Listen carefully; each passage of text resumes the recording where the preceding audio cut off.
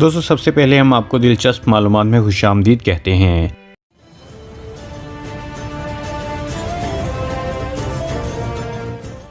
آج کی اس ویڈیو میں ہم آپ کو سلطنت عثمانیہ کے بانی سلطان عثمان غازی کی مکمل زندگی کے بارے میں بتائیں گے، اور یہ بھی بتائیں گے کہ سلطنت عثمانیہ کے قیام سے پہلے عثمان غازی نے جو خواب دیکھا تھا اس کی حقیقت کیا تھی، کتنی مشکلات کے باوجود عثمان غازی نے سلطنت عثمانیہ کا قیام کیسے ممکن بنایا۔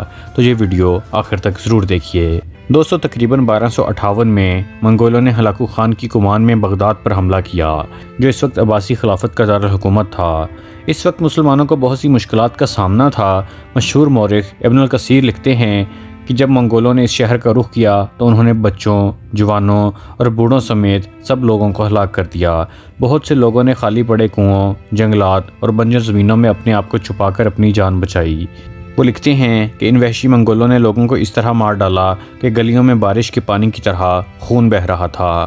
مسلمانوں پر جب اتنی مشکلات آن پڑی تھیں، اس وقت ترکی کے مشہور کائی قبیلے کے رہنما ارطغرل غازی کے گھر ایک بچہ پیدا ہوا۔ والدین نے اس کا نام عثمان رکھا۔ عثمان کی پیدائش اسی سال ہوئی تھی جس میں بغداد میں عباسیوں کی خلافت ختم ہوئی تھی۔ سلطنت عثمانیہ کا نام اسی عثمان کے نام پر رکھا گیا۔ ارطغرل غازی کے بیٹے عثمان ایک مشہور عالم شیخ ادبالی سے منسلک تھے۔ وہ اکثر ان سے ملنے بھی جایا کرتے تھے۔ دوستو ویڈیو شروع کرنے سے پہلے اگر ابھی تک آپ لوگوں نے ہمارے چینل کو سبسکرائب نہیں کیا ہے تو سبسکرائب ضرور کر لیجئے اور گھنٹی کے بٹن کو بھی ضرور دبائیے تاکہ آپ کو ہماری اگلی آنے والی تمام ویڈیوز فوراً مل جایا کریں۔ ایک بار جب عثمان شیخ ادبالی کی درگاہ پر سو رہے تھے تو انہوں نے ایک خواب دیکھا۔ یہ ایک بہت ہی اہم خواب تھا جس میں انہوں نے دیکھا کہ ایک چاند شیخ ادبالی کے دل سے نکل کر ان کے دل میں داخل ہو گیا ہے اور اس کے اطراف سے ایک درخت اگتا ہے، اور یہ اس وقت تک بڑھتا ہی چلا گیا جب تک اس نے زمین اور سمندر کے بہت سارے حصے کو اپنے سائے میں نہیں لے لیا۔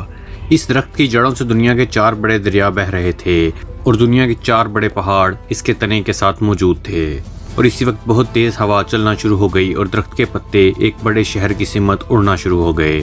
یہ شہر 2 سب سے بڑے بر اعظموں اور 2 سب سے بڑے سمندروں کے سنگم پر واقع تھا، اور یہ ایک انگوٹھی کی طرح نمودار ہوا۔ عثمان غازی یہ انگوٹھی پہننا چاہتے تھے لیکن اسی وقت انہیں جاگ آ گئی۔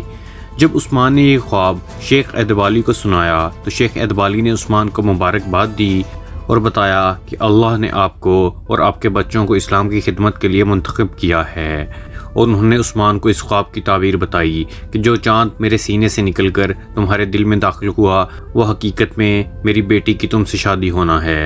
اور اس کے بعد شیخ ادبالی نے اپنی بیٹی کی شادی عثمان غازی سے کر دی۔ عثمان غازی کے خواب میں جو 4 دریا تھے وہ دریائے دجلہ، دریائے فرات، دریائے نیل اور دریائے دانیون تھے، اور جو ان کے خواب میں 4 پہاڑ تھے وہ کوہ طور، کوہ بلکان، کوہ کاف اور کوہ اطلس تھے۔ اس کے بعد عثمان غازی کے بچوں کے دور میں سلطنت ان پہاڑوں اور دریاؤں تک جا پہنچی۔ اسی وجہ سے یہ خواب در حقیقت سلطنت کی توسیع کی پیشین گوئی تھی۔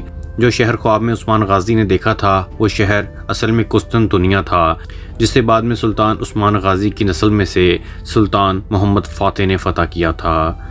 عثمان غازی کے اہل خانہ کے مقابلے میں اسلامی تاریخ میں کسی اور خاندان نے طویل عرصے تک حکومت نہیں کی، اور نہ ہی کوئی دوسرا خاندان ان جیسے باصلاحیت اور لائق حکمران پیدا کر سکا ہے۔ عثمان غازی بہادر اور اعلیٰ ظرف کے مالک تھے۔ انہوں نے ہمیشہ انصاف سے کام لیا۔ عثمان غازی نے ایک سادہ سی زندگی گزاری اور انہوں نے کبھی دنیاوی مال و دولت جمع نہیں کیا۔ یتیموں اور مسکینوں کو حصہ دینے کے بعد جو مال غنیمت بچ جاتا تھا وہ سپاہیوں میں تقسیم کر دیا جاتا تھا۔ عثمان غازی فراخ، مہربان اور مہمان نواز تھے۔ آج تک بھی ان کی خصوصیات کی وجہ سے ترک ان کا احترام کرتے ہیں۔ ان کے بعد یہ بات مشہور ہو گئی کہ جب بھی کوئی نیا سلطان تخت پر آتا اسے عثمان غازی کی تلوار سے نوازا جاتا تھا اور دعا کی جاتی تھی کہ اللہ سبحانہ و تعالیٰ ان میں بھی عثمان غازی جیسی خوبیاں پیدا کرے۔ ایک دفعہ جب عثمان کو کارا چیسار قلعے میں بطور جج بلایا گیا تو انہوں نے ایک مسلمان کے خلاف بازنطینی کے حق میں آخری فیصلہ سنا دیا۔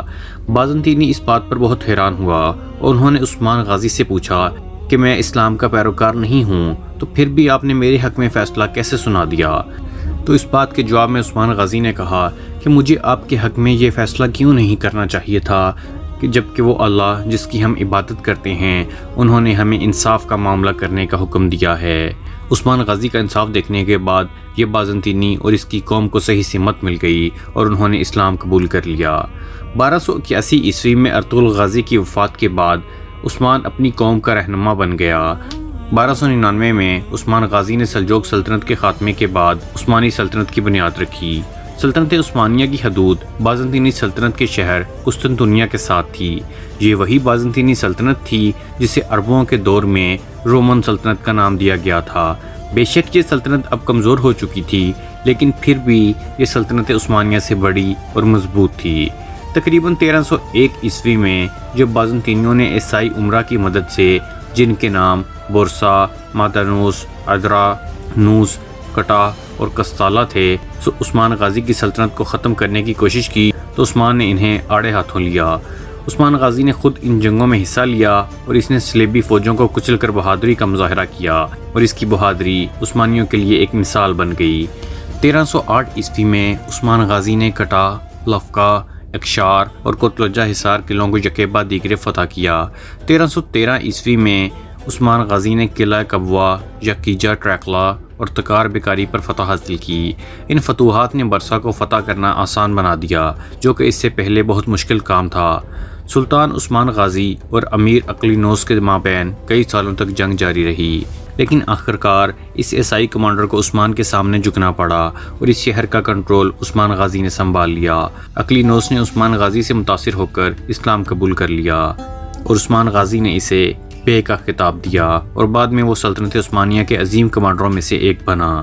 جب عثمان غازی کے وفات کا وقت قریب تھا تو انہوں نے اپنے بیٹے اورحان غازی کو ایک نصیحت کی کہ اللہ کے نام پر جنگ کرتے ہوئے ہمیشہ اسلام کو اعلیٰ مقام پر رکھو، صرف اور صرف اللہ کے نام کو پھیلانے کے لیے جنگ کرو اور اسلام کے مقدس جھنڈے کو تھامے رکھو، ہمیشہ اسلام کی خدمت جاری رکھنا۔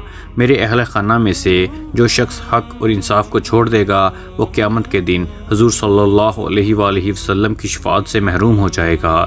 یہ نصیحت وہ ضابطۂ اخلاق تھا جس کی پیروی عثمانیوں نے بعد میں کی۔ انہوں نے ان علاقوں میں اسلامی تہذیب پھیلائی جہاں اسلامی پرچم پہنچا۔